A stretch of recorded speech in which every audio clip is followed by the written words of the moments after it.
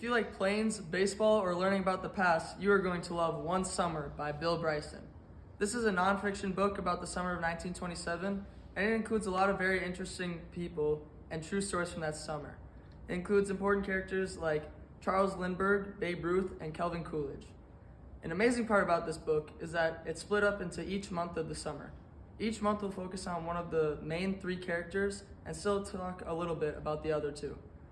It also provides other little stories about that summer that are fun to read too. For example, murder mysteries.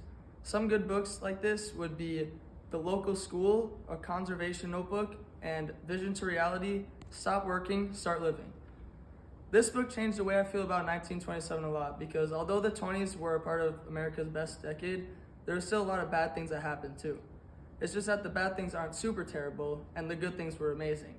A prime example of this would be when it says on page 36, the murder of poor Albert Snyder had one other unusual feature. The people responsible were caught. That didn't happen much in America in the 1920s. New York recorded 372 murders in 1927.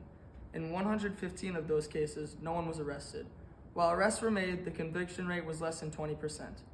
This shows that there were still a lot of bad things that happened then, but the good outweighed the bad with Charles Lindbergh's Flight. I'm not a big fan of nonfiction books, but this book is really fun to read because it talks a lot about interesting things that happened, from murder mysteries to flying and to my favorite, baseball. Even if you don't like nonfiction books, I would still recommend reading this book because you'll learn a lot of cool stories that still happened.